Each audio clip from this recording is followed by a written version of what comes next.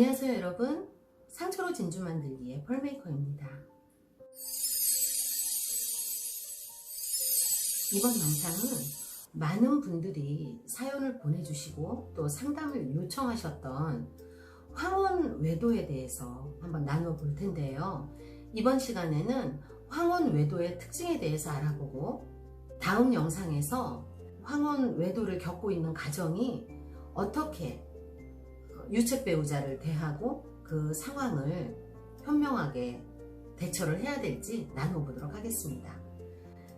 일단 황혼 외도가 보이는 특징 중에 제일 먼저는 두 부부가 오랜 세월을 함께 결혼 생활을 해오면서 서로 너무 잘 알고 있다고 생각한다는 거죠. 난 저 사람에 대해서 다 알아.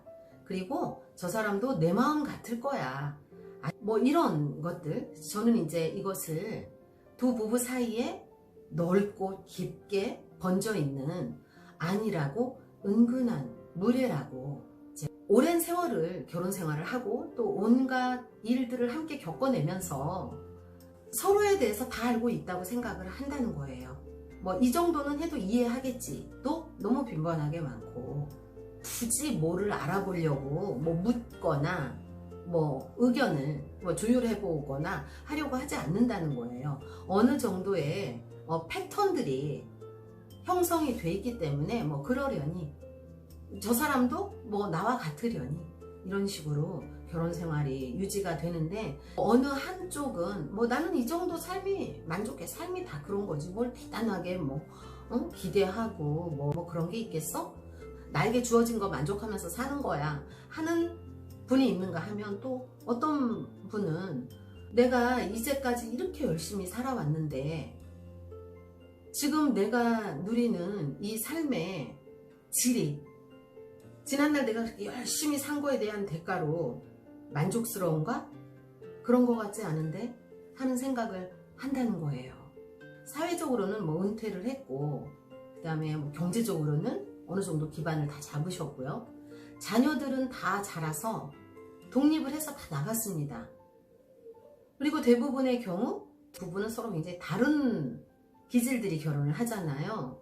대체로 두 부부가 막 취미도 같고 시간도 같이 보내는 거가 너무 두 분이 재밌다고 하면 이런 문제는 생기지가 않겠죠. 그렇게 되면 실제로 둘이서 함께 결혼 생활에서 이루어야 되는 많은 과업들을 다 함께 해내고, 두 분이 굉장한 끈끈함을 가지고 있어요. 막 전우애, 막 동포애, 우정, 막 이런 것들이 똘똘 뭉쳐져서 굉장히 견고한 관계가 돼서 두 분이 되게 재밌는 삶을 사시죠. 우리가 TV에서도 보면 막 트럭을 개조해서 전국을 막 다니시고 하시는 분들이 이런 경우에 해당한다고 할 수 있습니다. 그런데 불행하게도 어떤 부부는 여전히 수십 년을 살았는데도 서로 잘 맞춰지지가 않은 거죠. 그래서 그냥 뭐 취미생활을 같이 못하고, 또 둘이 서로 그렇게 너무 친밀감이 있지도 않고, 그 중에서 어떤 분은 뭐 나는 이 상태로도 괜찮아 뭐 이렇게 사는 거지 하는데, 어떤 분은 늘 불만이, 표현 못하는 불만이죠. 그게 표현이 됐었다면 예전에 해결이 됐었을 수도 있는데, 아마도 표현했으나 묵살이 당했거나 좋은 결과를 못 봤기 때문에 표현되지 못하고 자신 안에는 여전히 남아있는 욕구로 존재하고 있다는 거예요. 이런 경우에는 만약에 이 불만을 오랫동안 가지고 왔던 분의 경우에 어떤 자극이 왔을 때 그 자극을 이겨내기는 쉽지 않다는 거예요.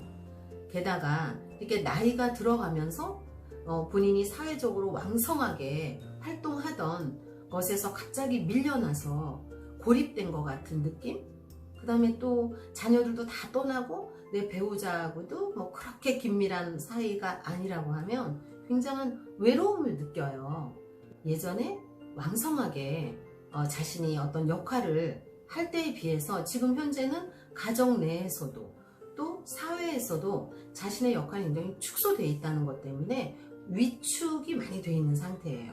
그리고 자신은 점점 나이 들어가고 되게 쓸모가 없어지는 것처럼 자존감이 낮아지는 단계라는 거죠. 이게 은퇴 후에요.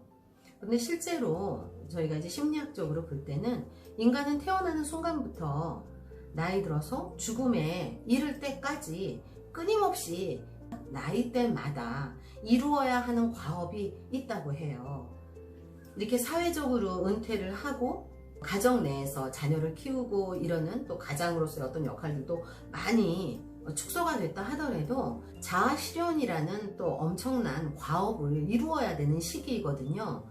그런데 실제로 나이 드신 분들 중에 특히 이제 가정 안에 이런 문제가 생겼을 때 보면 유책 배우자께서 불행하게도 그런 성숙의 단계로 나아가지 못하고 감정적인 퇴행 현상을 보이는 상태에서 어떤 유혹에 접촉되게 되고 유혹을 이기지 못하고 또 정서적으로 되게 어린아이 같은 퇴행이 된 상태이기 때문에 굉장히 그 잘못된 일에 몰두를 한다는 거예요. 마치 자기가 예전에 열심히 살았던 것에 대해서 되게 보상이 작다고 생각했는데 이제야 비로소 어떤 보상을 받는 것처럼 굉장히 그 자극에 몰두를 하는 것을 볼 수 있다는 겁니다. 그게 바로 황혼외도의 특징 중에 하나였어요. 또 중요한 특징 중에 하나가 이런 부부들의 경우에 굉장히 오랜 기간 동안 잠자리를 함께 나누지 않았다는 특징도 있었어요. 이 특징도 굉장히 무시할 수 없는 어떤 이유가 된다는 것도 여러분들이 참고하시면 좋을 것 같아요.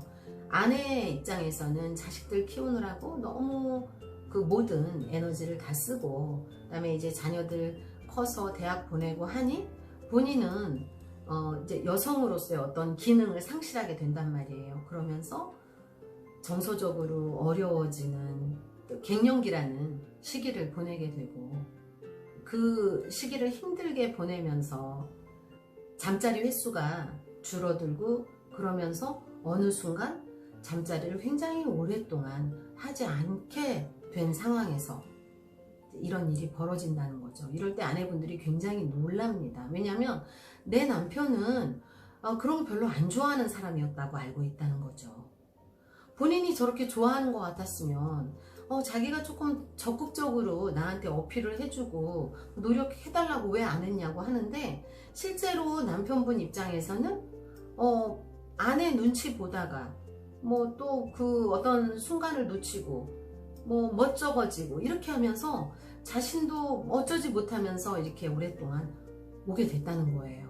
그런데 그게 굉장히 취약한 약점이 돼서 어떤 유혹 앞에서 더 견디기 어려워지는 약점으로 작용을 하더라는 겁니다.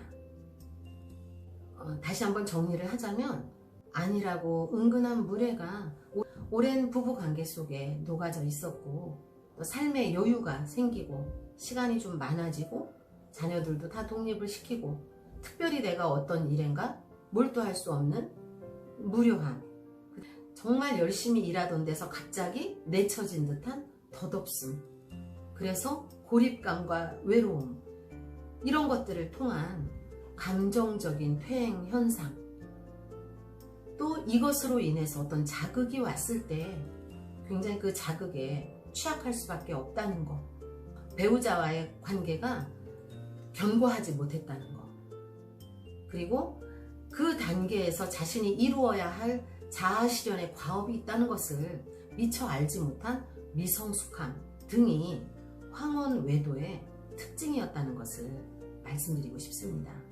굉장한 불확실성 속에서 포기하지 않고 이렇게 모든 것들을 잘 이루면서 오셨는데 무엇이 우리 가정 안에서 문제였었는지 한번 돌아보시고 또 결혼 생활을 잘하고 계시는 분들도 이번 영상이 내가 너무나 믿고 안일하게 내 배우자를 대하고 있지 않았었나, 또 우리의 삶이 우리 서로에게 지금 도움이 돼주고 있는 상황인지, 또 내 배우자가 고립감이나 외로움을 느끼는 건 아닌지, 정서적으로 너무 퇴행해서 아이처럼 어떤 자극에 약해져 있는 상태는 아닌지, 내가 내 배우자에게 가정 내에서 역할을 충분히 주고 있는지, 또 내 배우자가 지금 자신의 단계에서 이루어야 할 그 자아실현이라는 그 과업을 잘 이루어야 한다는 걸 알고 있는지, 그것을 이루게 하기 위해서 내가 도와줄 수 있는 어떤 일들이 있는지를 점검해 보시는 시간이 되시기를 바랍니다. 시청해 주셔서 감사합니다. 좋아요와 구독을 눌러주시면 더 좋은 영상으로 여러분들 찾아뵙겠습니다. 감사합니다.